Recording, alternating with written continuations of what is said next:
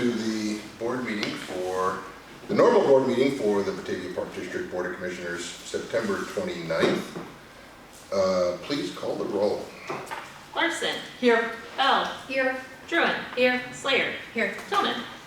Here. Please stand for pledge allegiance. Pledge allegiance to the flag of the United States of America, and to the republic for which it stands, one nation, under God, indivisible, with liberty and justice for all.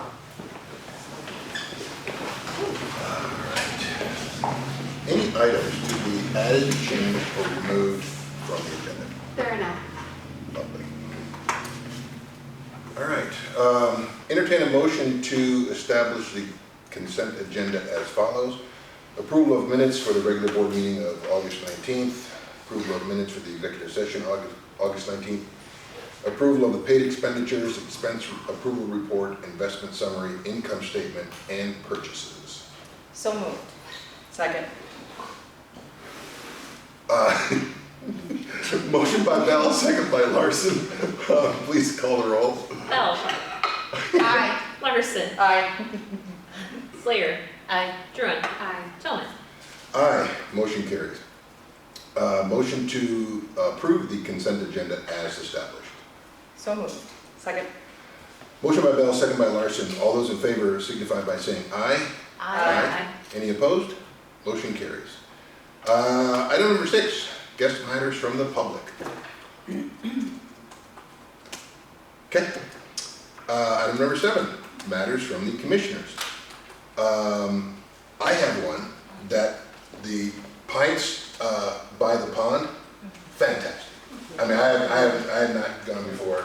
I was just sharing that my friend who I've known since high school, so he knows where all the bodies are buried because he helped bury them. We went out there. These mics are live. Yeah. We went out there with Linda and we just had it was a fantastic time. So kudos to everybody who helped put that together. I know it's weird because when we're in here, we talk about the event and so forth, but when you go out and see it, it's amazing how hard the staff really works. I mean, it's just nonstop. The place was spotlessly clean. It was well organized, so just major kudos to everyone. Thank you. Nice job. I was just going to add that I got some feedback from the first 4 Fridays that it was fabulous, and the pictures that were getting sent around between my friend group, and then I was like, oh yeah, we gotta go. I gotta make sure to go to that one. And we were like rolling. And my friend from Elburn said, oh, what is that? That looks so cool. Your town does really cool things and stuff. So yeah, so I got some good feedback from the public on that event. So good job, you guys. Anything else from the commissioners? No, just sorry that I had to miss Pints by the Pond. I had a good excuse, I was at a family wedding, but Yeah, that's always. It was my son's 16th birthday, so I had to miss that too. So can't miss the sweet 16. No, that's a good one. We totally understand. yeah. Pints by the Pond wasn't going to be the best way to celebrate it. Not after I handed in car keys. I represented for you, just so you know. All right, item number 8A. We have presentations on the structural review of the Depot Pond retaining wall. Yes, it's our great pleasure to introduce Mr. Dave Brenners of Trotter and Associates. Good evening, everyone. I am a structural engineer for Trotter and Associates. And how can I do the slides? Actually, I'll be your clicker. Okay. Go ahead to the next slide, please. Is it okay if I point to them? Can Sure. you see? All right. So this is the southeast corner of the pond. And you can see some of the deterioration in the wall itself. Okay. Okay, so the river walk and retaining wall was built in 1995. It's about 556 feet long, and it consists of keystone blocks, which is just the type of style of block that they use to create the retaining wall. It has an engineered geogrid and a geotextile fabric. The brick paver at grade is about 12 feet wide and includes some of the bricks that have been engraved I assume for donations and that type of thing. So the base of the wall and walkways consist of large diameter rocks. I've got a sample here. It's what we call 3-inch graded stone. And it's fairly large. Okay. And this is on the bottom. And it builds up behind the wall. And as you come up, the gradation of the material gets smaller. So on top of this is like 3/4 inch stone, which is similar to what is like on the shoulders on an asphalt road. And then above that is the sand layer directly beneath the brick pavers. The foundation and the base of the wall was built by a contractor, and that's our understanding, and volunteers built the rest of the wall and installed the pavers. Go ahead. Okay. I apologize.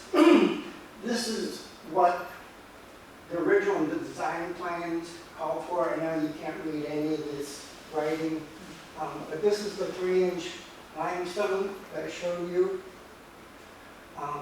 There's a 3/4 inch crushed limestone leveling pad. As you can see, those stones are kind of angular and they're not very smooth. So if you want to get a level wall, you got to put something on top of there to make the bed. And then the bricks are here. There's this geotechnical fabric. It's basically like a screen in your house, but it has very small holes so that like sand can't go through that, or thick, like granular sugar couldn't go through there, but powdered sugar could. Okay, so it's finer than your typical screen. Okay, and then the other, we talked about the geogrid, and that was intended to be installed there. Geogrid is like a wire fabric, but it has large holes. So it's a screen, but it has large holes, 3 or 4 inch square. And the screen is basically a composite plastic that's UV resistant, and that strap keeps this wall from tilting out, or this whole mass from sliding. Okay, this is what the original designer intended.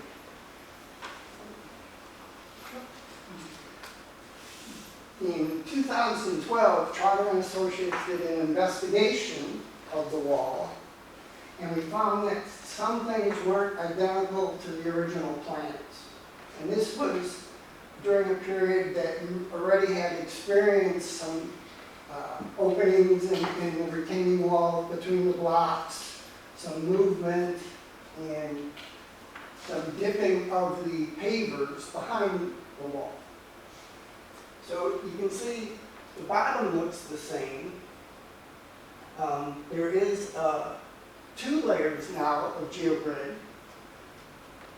And what's missing though is that geofabric membrane to keep the materials from getting transported either down into the larger stone or through the wall as it opens up. This curb was added, and sometime between 95 and 2012, and there was like a concrete walkway is at the base of the wall, but it doesn't go under the wall. It's not like part of the foundation, and in some of the later slides you'll see that it's kind of pulling away, which suggests that this material is kind of sloughing off. And by sloughing, it's, you know, if you hit the hill, it kind of rolls down the hill. Again, we have the sand bedding and the pavers at the top. Okay. So unfortunately, the condition of the wall continues to deteriorate. This is where that gate is that we saw in the first picture. But you get standing water in some of the low spots. There's that gate. You get openings between the blocks. It's a little hard to tell in this photo, but like these blocks should be level. But as you go toward the left in that photo, the block dips down so that over here is above water, it's underwater, and then it comes back up. So we know that we're losing some stability in that edge. There's also, you can turn to the next slide, please. That concrete curb is exposed, and it's kind of a tripping hazard. Especially if you're not paying attention and you get uneven step. People have to be cognizant of what's going on. You can see here a brick has actually settled down next to another brick. And this is up in the northwest corner, but you can see the gap between the bricks as it's opening up. This is that concrete walkway I was talking about. Okay, next slide, please. So, just to give you a perspective, that's the area of most concern at the moment, and here's where you can see that block dipping down.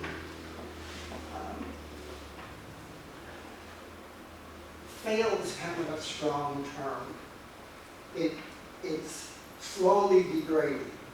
It's not going to get better, okay? Is this wall going to fall down tomorrow? No. 10 years from now? No, probably not. But it's not going to get better, Okay, next slide. So causes of the deterioration, I named some of these, the smaller rocks and sands are migrating through the voids between the lower blocks. Then as those blocks open up, you can get more material to go through the face of the wall. Okay, so what are your options? Well, in our minds, you've got 5 viable choices. 1, you do what you're doing now, okay? You remove the pavers, they're sinking, put some sand under there, level them off. You can fill in low spots. You can have park district employees do this work. It's low cost, but it doesn't address the cause of the deterioration, and the larger problems are just going to get worse. Okay. Next slide. And this is what we are currently doing, just so the board knows. We could add a cementitious fill, and it's not really cementitious, it's more like a polyurethane foam. And this foam, it would be injected into the ground. And let me step back for a second. Before we did any of this, we want to do a test or a trial to see what works. Because you can inject this foam in one spot, give you a nice circle. But we don't know how far it's going to spread underground. We don't know how fast to insert that material under the ground. And what frequency? Do they have to be at 2-foot squares or 5-foot squares? So is this the same type of material that's a leveling agent underneath like sidewalks and stuff like that? Very, very similar. It gets denser than that material, and it reacts with water. It's park. Okay? We talked to a contractor, and ballpark number was, for $10,000-ish, we can get this done, and we can present a report to the Park District of our findings and what the suggestions would be. This wouldn't necessarily be the end all. You gotta take that data and develop a program to fix the material behind the wall, to strengthen it so that it doesn't continue to deteriorate. Another option, Next slide. it would be that 24-foot section roughly, to take down the bricks to about 8 courses down and rebuild that section, because that seems to be the worst section. Then you would build it back up. If you got down to the foundation, you could remove it, replace it. You could put a stone foundation back, but we would recommend a concrete leveling pad, more durable and it's not susceptible to water. Because you would have to build a cofferdam to do this. We're estimating, you're looking at about $200,000, and it would probably be a little bit of a lengthy process because you have to get all your permits, you have to get approval from the Corps of Engineers, the state, the EPA, etc. Okay, next slide, please. There's more expensive option.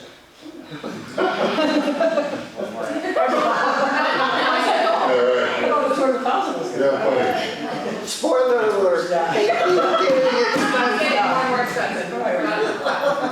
Okay, so the next option would be to the top 8 feet along the entire length of the wall.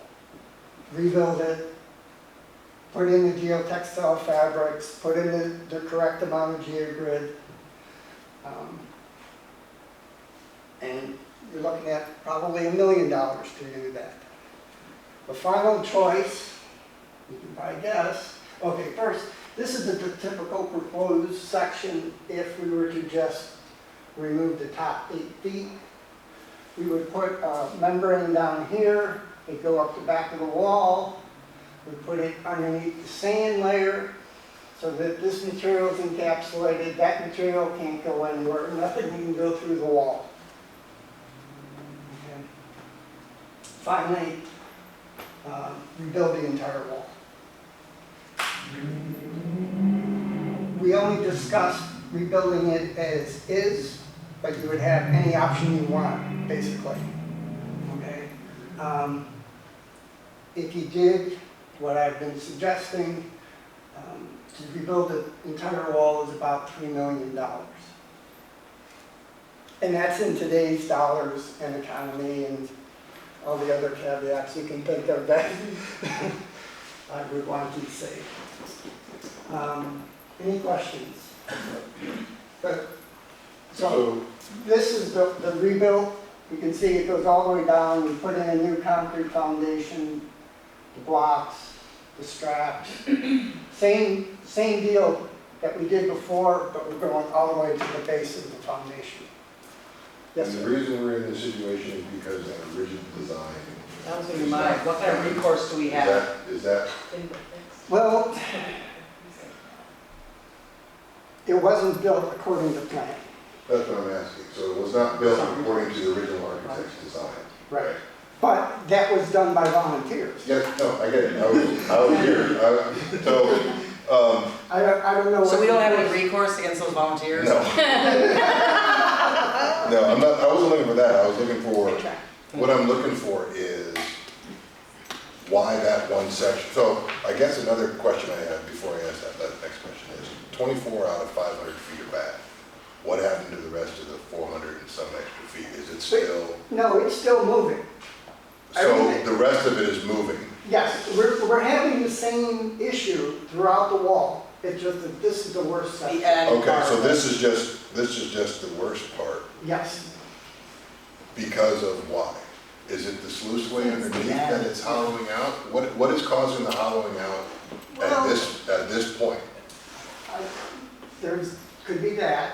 It could be that we've been told their vehicles drive on the top there. That wall was probably not designed for vehicular loading.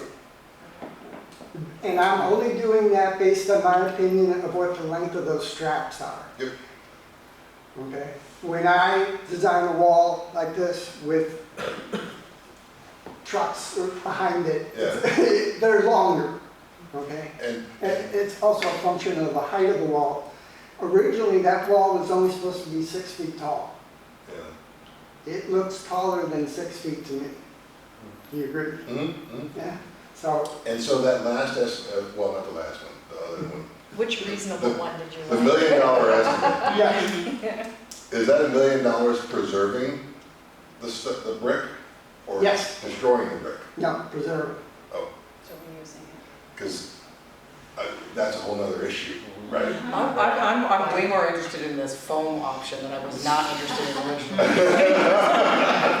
It only buys us some time. No, Yeah, and that just the buys us $3 some million time. one is filled with like Scrooge McDuck and tile coins on the bottom, I assume, but, Wishing well. right, Yeah. yes. Dave, what would you say is the anticipated life of the existing retaining wall?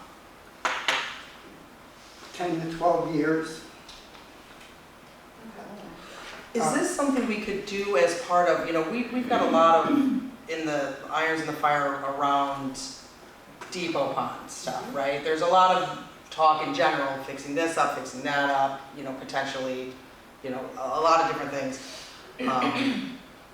Would this be something we could put all together as part of that larger, like taking the dam, like all of those things, because I'd hate to spend a lot to fix the retaining wall when all of a sudden the city in 5 years I think we decides to have to. fill it in, right? You know what I mean? I think we have to Right, do that, and then, yeah. She brings up an excellent point. The dam has breached. Okay? It's not going to get better. It's not getting better either. Just like. No. so what's the life? Have you looked at it? Yes. Have you The theme. examined the dam? That's I am not. tonight. Right. So if I asked you an estimate of how long the dam is gonna last, what would you tell me? I don't know, honestly. But there's also this discussion from the Army Corps that they're gonna take out Yeah, they're all gonna take these it out, stuff. right, I get it. Now, unfortunately, the water level, when we were surveying to do the dredging of the pond, was at 63.5, and the downstream is about 6 feet lower than that. The estimated height of that, bottom of that wall is 659. So if they take out the dam, the water level is going to be below the retaining wall, okay? Just so you know. When we did that survey, I had some drawings I can leave here, we also did cross-sections across, and basically think of it like you take a wedge of cake out of and then you measure how much is the frosting and how much is cake, okay? Where we're measuring how much is silt. From the south end to the north end about where the river goes around, we estimated a little over 15,000 cubic yards of silt are in that pond that would need to be dredged. Everybody sitting down? Yeah. At $500 a cubic yard, that's $7.5 million. Got it. Yep. But on the flip side of that, if I brought in 6 feet of dirt to cover it, what would that cost? Right? Now, you're gonna arm wrestle with the Army Corps of Engineers. No, I'm digging, what I'm saying is that if the Yeah, what? dam goes away, the depot pond goes away, and now you have Right, It's expensive. a really bad mosquito-laden marsh Right. that you have to do something with. right, And the only thing to do something with it is to fill it in. right. And if you're talking about taking dirt out, if I'm not mistaken, it's more expensive to bring dirt in than it is to take it out. Because now you gotta buy it from someplace. You have to stabilize everything. Right, you gotta stabilize it and everything else, and then you gotta figure out what to do with it. So Right, either way, there's something there, right? expensive, yes. So, yeah.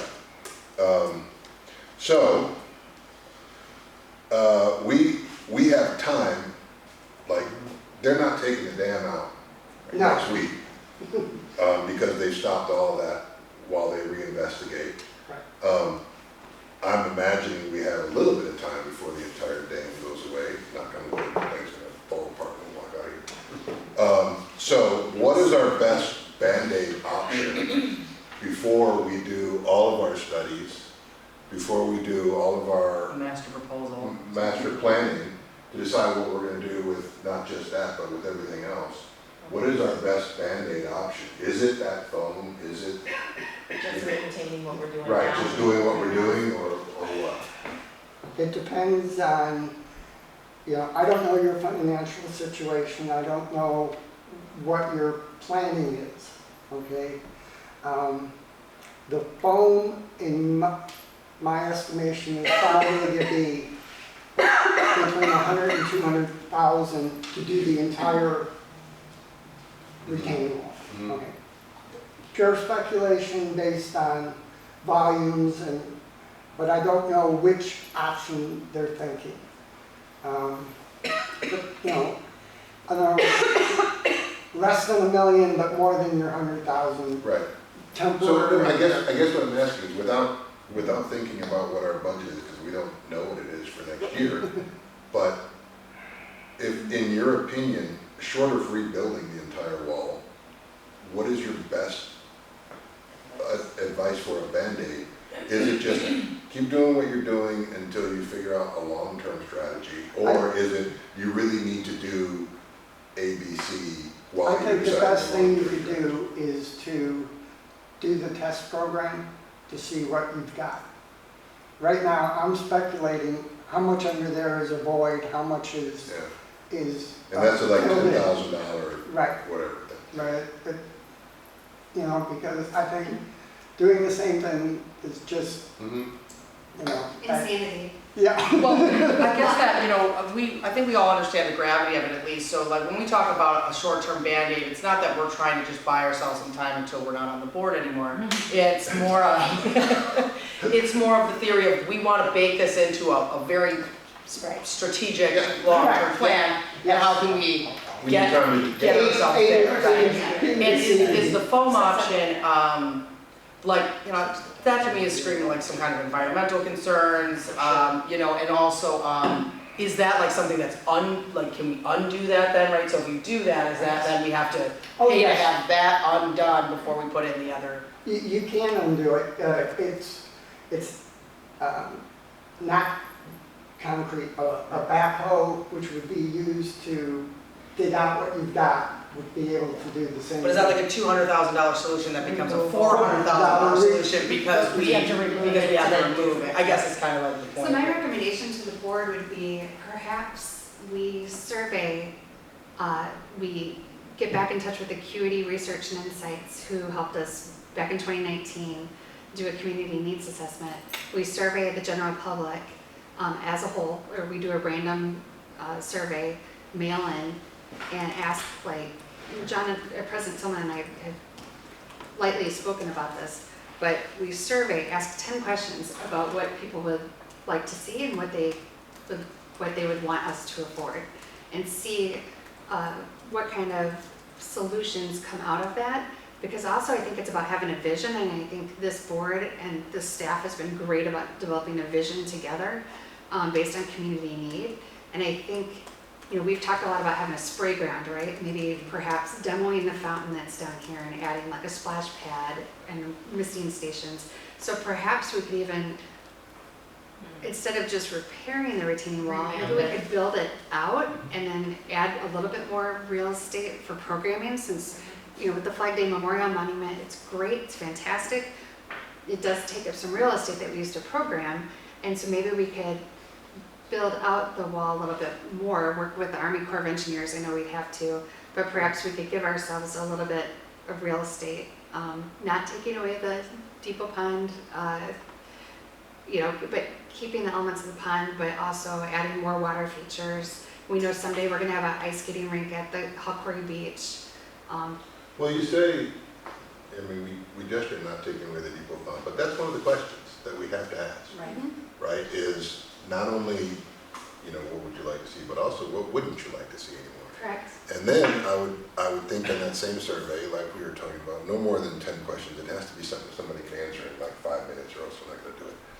But throw in an estimated cost. Well, that's what I was Like, gonna you say. know, would you be willing to Yeah. pay X number of dollars a month to see this or to not see this? And that's why I think we might need a study for him, because if people be like, no, the wall's fine, I don't wanna spend any money on the wall, but if we say, but if we have the study done to show and be like, it's gonna collapse in 5 years if we Well, I don't. don't think we should put the wall in Well, a survey. I think we should talk guess the about point the is depot that pond like, in general. all of a sudden my budget as a citizen in Batavia might go up in a quicker format if I knew that. But the real question is, what do you want done with the depot pond? Yeah. Right, I mean, We so it's kept that on the like, last so survey, would you right? like the depot pond to stay, or would you like it to go away? Julie, we didn't. Yeah, we didn't. Right, we kept didn't ask the depot pond, we're doing a depot pond specific survey, we Right. kept that out Right. of the survey altogether. Right, I mean, because folks don't really know about the wall, maybe people that walk down there see that there's something going on, but Yeah. to really ask them about the wall, we have to educate them about the wall Right. first. I would rather just be like, do you want this thing to stay, or you do not? And I'm it talking about the gets pond baked, it itself. gets baked back, it gets Yes. baked into the vision after Right. that. If they wanted to stay, then I obviously see what we you're saying, have yeah. something. And we could provide a little bit of a narrative or backstory for people that are taking the survey, just so that way they understand, you know, that this wasn't negligence, you know, this was a volunteer built river walk. Mhm. You know, there are certain, you know, fibers or the membrane that you were talking about that was missing that just wasn't included during the original construction, so this has deteriorated much more quickly than we anticipated. But yeah, I mean, this is a perfect timing to put this type of survey into the budget, where we can work with the firm and really just ask the people, kind of like we did with the Huckleberry Beach back in 2010. Yeah, absolutely. What to do about the queue, and we asked the public, should we close the quarry or keep it open? If we're gonna close it, then we'll have to reinvent it. If we're gonna keep it open, then we're gonna have to do the $1 million liner. And the public said, by all means, there's only 10% that were really loud that said, you know, close it. And everyone else said, no, I'm willing to pay for the $1.1 million liner to save the quarry. And people came out of the woodwork, and I think we may experience something similar with the depot So pond. with I think so that, too. keep in mind with that particular Save the Queue campaign, it was a little bit bigger than just a survey. We'd have to do the next step. So with a survey, we find out if people want to keep the depot. But then we'd have to do a full-blown thing like we did with them. There was community engagement meetings, Yeah. folks were coming down, talking about Yeah. stuff. There was all sorts of things that, you know, that we did. That would be the next step if it was like, for either way, it's like, we want to get rid of it. Well, what do you want to do with that space? Then we'd have to have community engagement after that. So this isn't like, Yeah. just so you know, the survey wouldn't be like, oh, well, we got an Thanks answer for for next feedback, year. yeah. No, it's a More long. comprehensive. And that's a great point, John, it needs to be like back to back, right? Like we Yeah. have to get survey results while everyone's still thinking about it, like already be prepared to have what kind of community engagement we're doing like immediately. So Yeah. review the survey, do that immediately, like keep the ball rolling, keep the attention. Absolutely. Yeah. So be a true community engagement, a comprehensive campaign. So you've got your survey component, you have your actual like down at the retaining wall, talking about the depot pond, looking at it, storyboards, and then maybe with the results that we do have, we can show again those different options that were available. We didn't have more than 125 people at the community open house when we did do the dam open houses down here.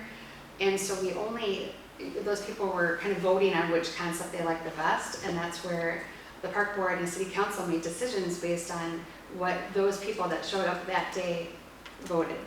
And I think that now that there's been more community interest and now that people know that maybe their tax dollar might be at stake, that maybe people are going to be more engaged and more.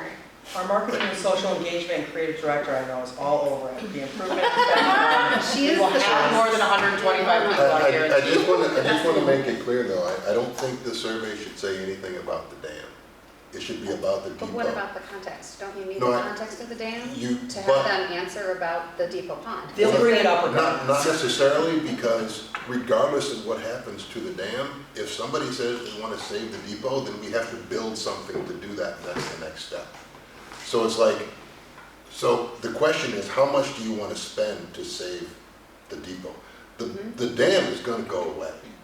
That's going to happen. So keeping that out of it, how much do you want to spend to keep it is really the question. And if we bring in the dam, then it's like, well, I want to keep the dam.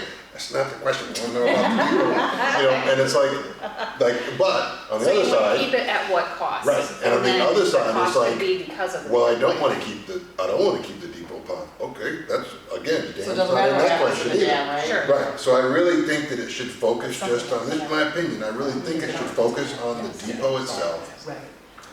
Investing, how much do you want to invest to keep it? Where is your red line that you say, well, I'm not going to spend $14 million to save this, but I will spend $3 million type of question, Okay, broken down obviously by monthly, you know, outlay for each individual Right. house. And then that helps us say, even in our conversations with the city, look, regardless of what's going to happen, this is what the people that responded to our survey actually said about the depot. Everybody knows if the dam goes away, the depot goes away. And so, I mean, we've proven that by the just engineering and different studies. And so, but if people are saying one thing or the other, then that helps the entire discussion about the dam. And there may be somebody listening and watching BATV right now that may want to start a crowdfunding for this project, which we would absolutely love. Phil Elfstrom helped us in many ways, but maybe there are people in this community that have the means to do so and would like to start crowdfunding. yeah, absolutely. Cool. Had to put that out there. So, were you asking if the board is going to give a consensus to do a survey, or are you saying that's for next year, or what was the We can status put it recommendation? in the on that? budget and then we can discuss it at our budget retreat. Okay, great. So, perfect. Thank you. Yeah, thank Yeah, you very thank much. you. Thank you for your help. All right, item number 9, announcements from all the way across the room. Actually, unless you want to go behind the mic, Good. totally up to you. Next month, I expect a dance. Okay, well, I'm gonna sit here for the first night and we'll see how it works. So let me get on my corner. Yeah. Space. Okay. Keep bringing it there. Happy almost October, Batavia. Fall is in the air, the leaves are turning, and we've got a pile of new programs you won't believe. Session 2 of the fall programs are kicking off, and there's something for everyone. Creative writing, Jedi chefs, yes, it comes with Princess Leia cinnamon buns and Boba fettuccine. These teams coming up with that. So, card making, CPR, ukulele lessons, and junior track stars, and a little dance fitness thrown in. But if you prefer the classics, don't worry, we've still got yoga, language classes, palms and cheer, and even Medicare care programs for Batavians. So rake in the details at bataviaparks.org. And because no fall lineup is complete without a buzzer-beating pun, don't run out the clock. Registration is now open for winter basketball leagues for K through 8. Just one practice a week makes it a slam dunk for busy families. Games tip off in January. And what's that sound? It's the pickleball dropping! Indoor pickleball leagues are now for beginners and intermediates to begin in October. Whether you're looking for a good workout, a laugh, or some new friends, we've got a court for you. If you've only played a few times, the Beginners League is a big deal for the right place to start. So, fetch this fun fact. Backed by popular demand, the Depot Museum has reopened the mini exhibit, Unconditional Love, Batavia's Best Friends Through History. From cats to canines, it's a tail-wagging walkthrough through Batavia's past, pet-friendly experiences. It's on display now through November 23rd. And this Friday, don't miss out on the first Pour Friday, Taylor's version. It is October 3rd at the Callahan Community Center. Sip fine wines, nibble on cheese, snack away, and test your knowledge with Swifty Trivia. Not a Taylor fan? Don't worry, there's still wine. Thank you. You're welcome. Tickets are on sale for $20 if you pre-register, but it's $25 at the door, so don't shake it off and miss out. And that's the pumpkin spice scoop for tonight. Enjoy the last warm days of autumn. Crunch on some leaves, and as always, play your way, Batavia. Have to get a little pumpkin spice in it because it's the beginning of the season. Right, no, you gotta get that in there, right. Thank you very much. All right, item number 10, staff reports.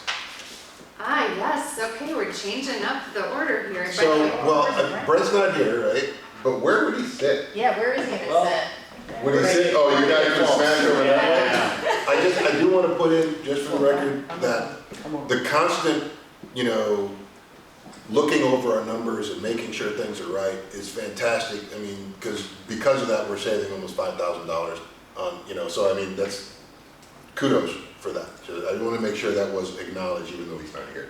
So Yep, I'll pass it on. I'll pretend like I was Great. facing this way. Somewhere he's blushing. Right. Yeah, Yeah. he's gonna sleep well tonight. Yeah, yeah. I'm sure he's watching. Right. Right? He's burping the baby and he's watching. All right, and by the way, this board setup is experimental, so we may change things up a little bit. We're gonna musical chairs for next month, but, all right, we're gonna start with Josh. Absolutely. Yeah, all the fabulous weather has allowed us to continue with a lot of really great projects so far. We finished the turf installation out at South Mill Creek Community Park, so I think Allison's going to touch on that a little later with some pictures, but turned out great. I think it looks amazing. We were able to go over the existing port in place with the turf, so passed all the drop tests and everything, so looks amazing. I hope you guys like it when she presents it to you. So hoping to maybe do that to a few more parks here in the future. So we're replacing a rooftop unit over at the depot. This will be the last one. We replaced one every year for the last 3 years. And it's part of our new replacement program for items like that. So we're not, running the life out of them for 20, 25 years and replacing them every 10 to 12 when they should be replaced. So kind of jump starting with that building right there. So, and we are power washing and we'll be painting the Fiddler Barn. So it's already been power washed. Now Allison's got a few pictures too. I think I'm taking her presentation away from her today, but we'll be starting to paint it this week. So that'll be a nice big improvement there. Josh, you only supplement the presentation. It's all good. Yeah. Supplement each other. All right, Kim. All right, I want to give a quick update on the FabFox accessible commission. Wanted to kind of give a little overview for the newer commissioners on what that is, what the FabFox is. FabFox Water Trail, I don't know, it has been designated a national water trail. It's a group of different organizations from the National Park Service, Kane County, IDNR, Wisconsin DNR, and their goal was they created this FabFox Water Trail to enhance the recreation opportunities and sustainable stewardship of the entire Fox River. So as part of that, they went to key stakeholders that had areas that could provide a site of some sort. We were one of them. We won kind of the one of the spots. They did 6 or 7 projects this summer, and this is the first year of it. And we down at Clark Island, they put in a new canoe launch, accessible. Allison will have pictures. Turned out really good. It just got completed, so it's a pretty cool project to be a part of. Something new, something cool, something different. And then also, I just want to give an update. Quarry Parking Lot was, after getting redone 3 years ago, 3 years, 2021, something. Okay, Yeah. 4 years ago, then we went through and had it in the budget to seal coat and crack fill. So that just got completed, so that's in line, so it looks like a brand new parking lot, so looks good. Allison on pictures of that too. Allison, We are all intermingled together, right? All right, Lynn. All right, so just a few highlights. Right around the corner is open enrollment, because October is this week, so it's in November. So working on that with Padurma to see where we'll fall budget-wise for the 2026 year. Of course, it's budget time, as you've already heard.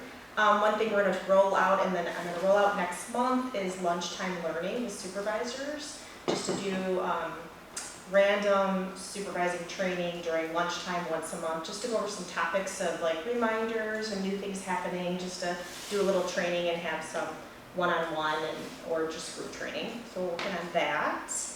And other than that, we're going to try to roll out performance evaluations, take away the paper component and roll it into just Paycor. So I'll be working on that, and that might be the first kickoff lunchtime learning with the supervisors, teaching them how to use the online system to kind of, eliminate the whole paper, because we're still doing them on paper.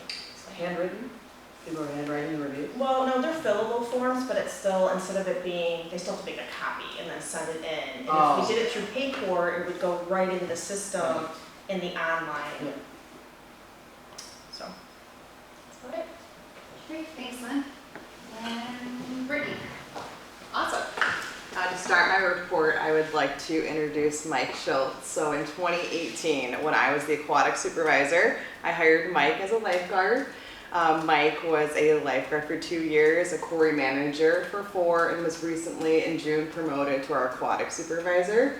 So we're very excited when we're able to promote within, and I would like to introduce Mike to the team.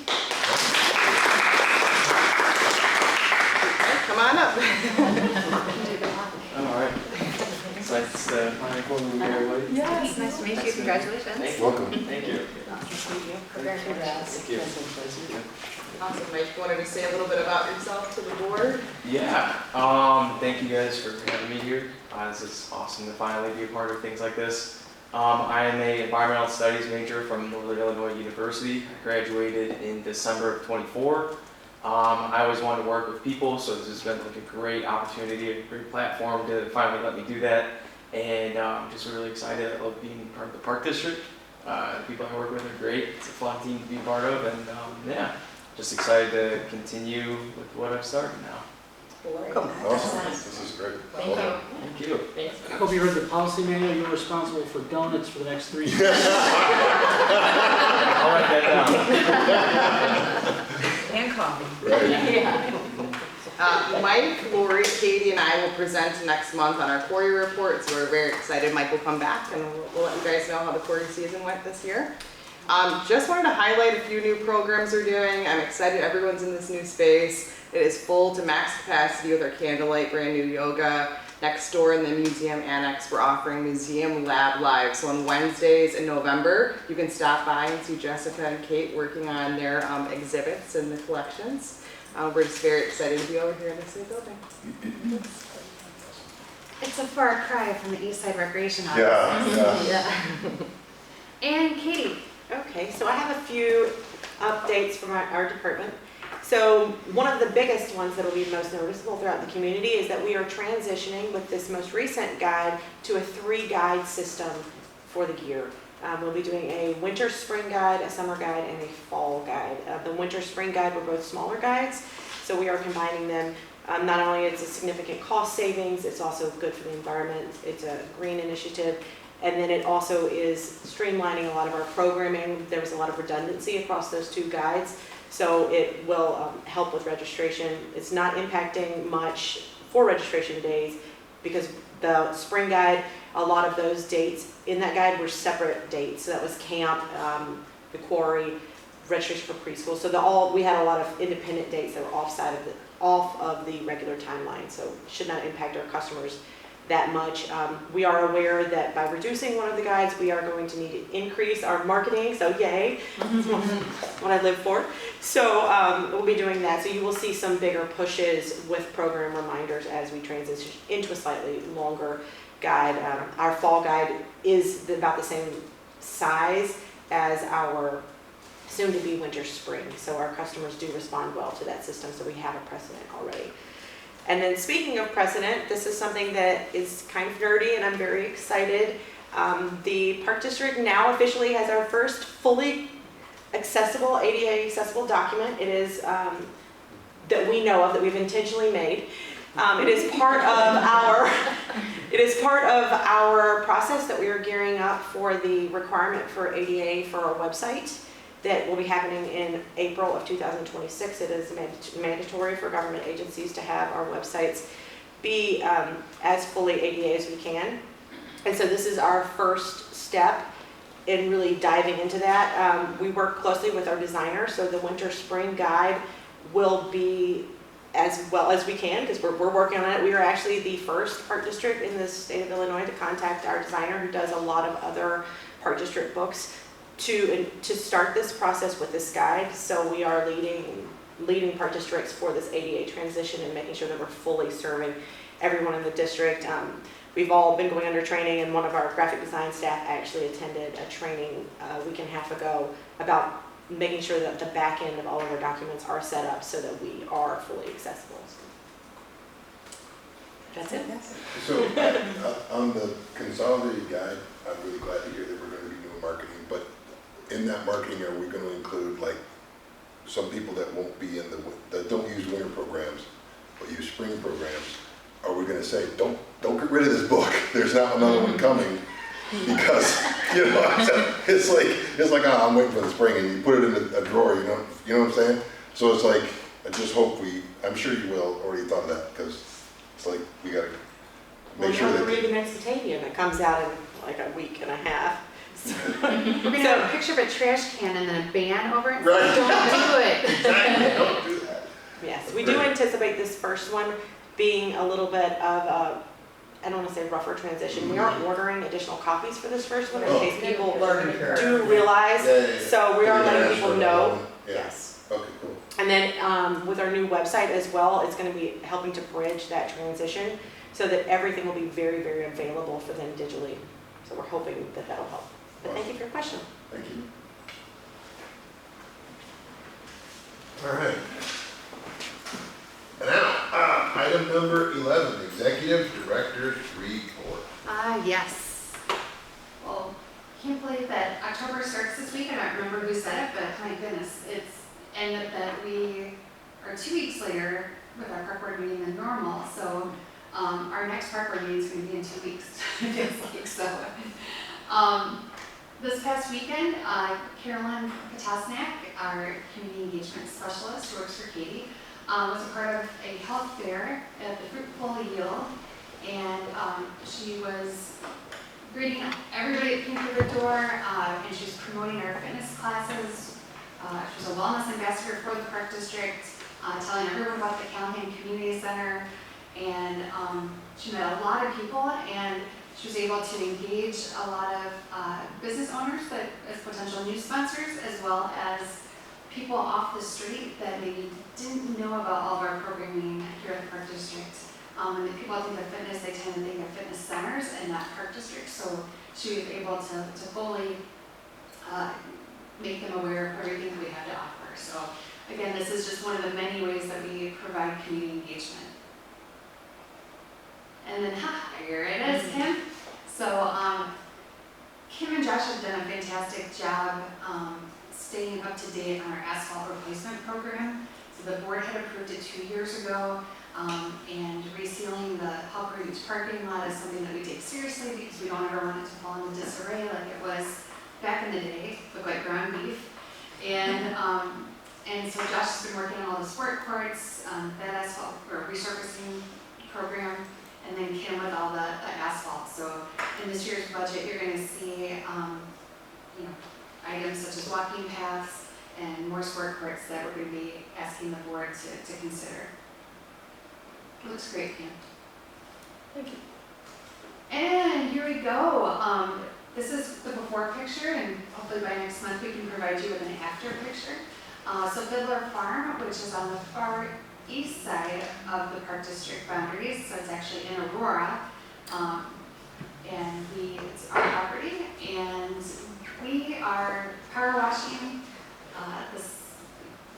barn, we're getting ready to give it a facelift. We're also doing a lot of trim work. And we're able to do this with our in-house talent, our facilities and trade staff, so Josh's staff, and we will be painting it soon. Well, the board said to replace them. Quite a few, Yeah. quite a few, yeah. That's why you guys But want- once you get that paint off, you can really see, Yes. you know, which Yeah. ones, yeah. So I have to say that the last time we did this was in the 2000s, and we did have to remediate we did like a lead abatement. So because we did that process so many years ago, we don't have any issues with it now, so it's nice to be able to just put the lipstick on it. Mm-hmm. All right, so speaking of before pictures, I do have an after picture here. So what you're looking at right now is the poured in place surfacing at the South Mill Creek Community Park playground. So this is one of our premier all-inclusive playgrounds.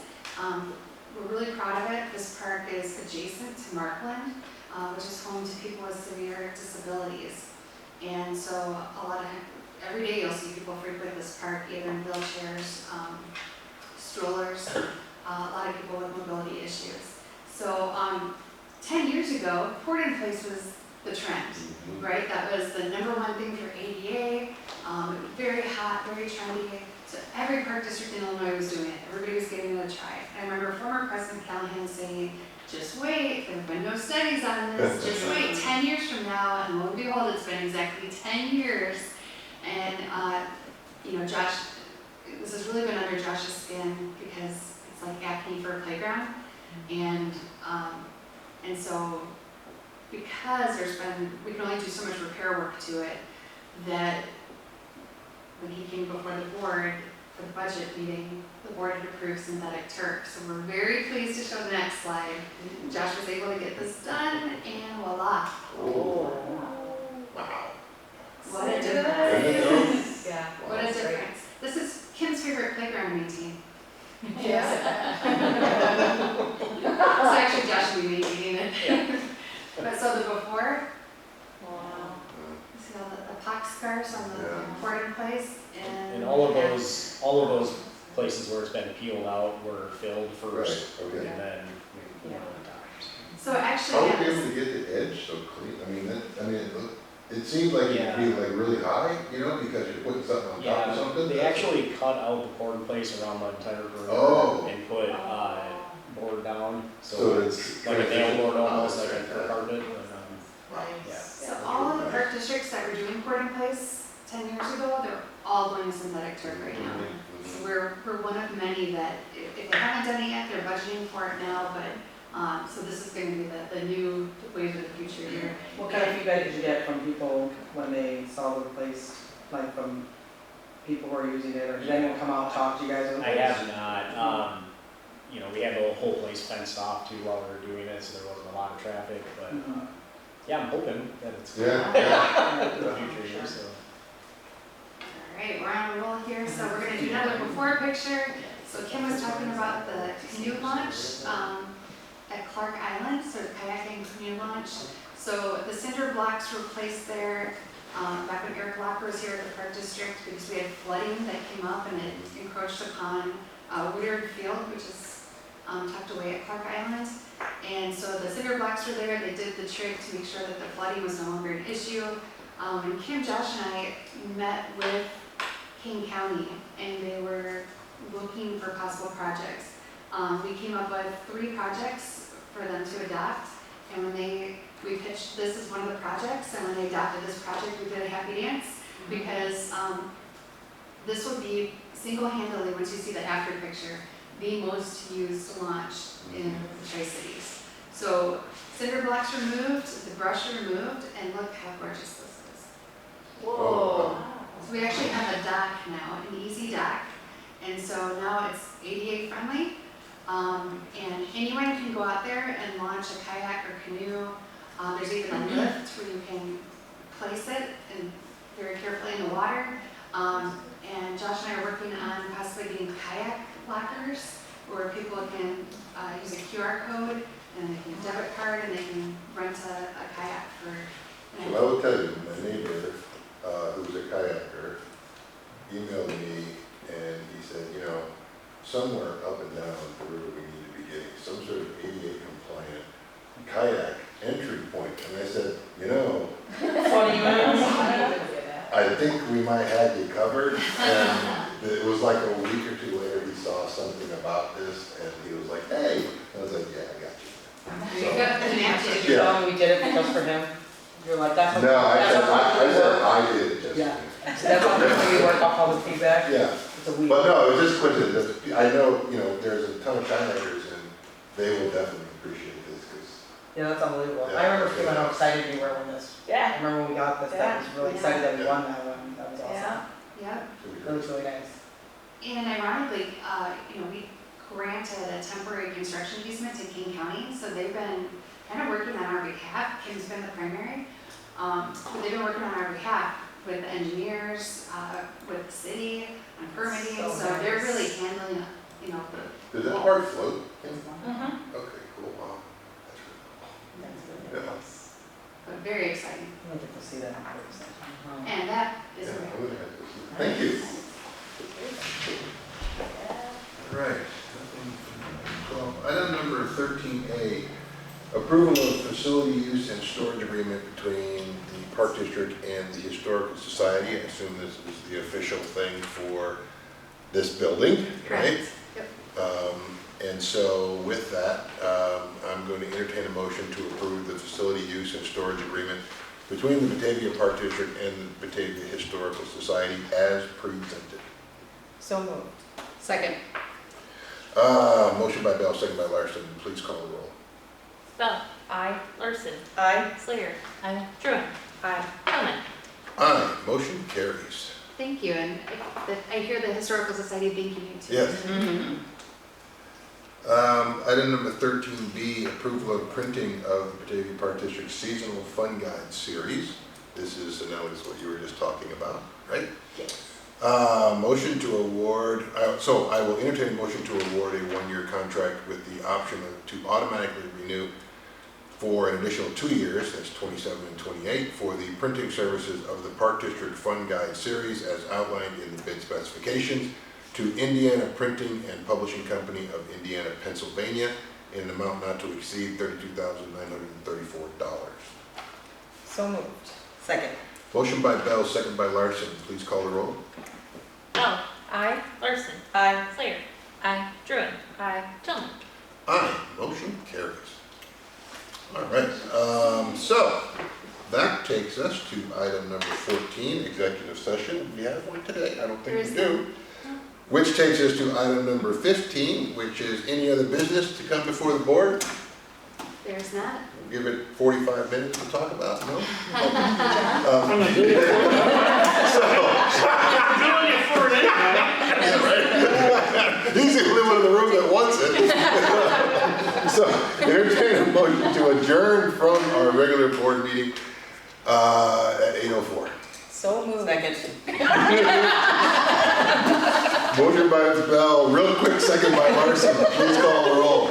If Aaron was here, you wouldn't do it. All right. Bell. Aye. Larson. Aye. Slayer. Aye. Druin. Aye. Tillman. Aye, we are adjourned at 8:04. Oh, that's already.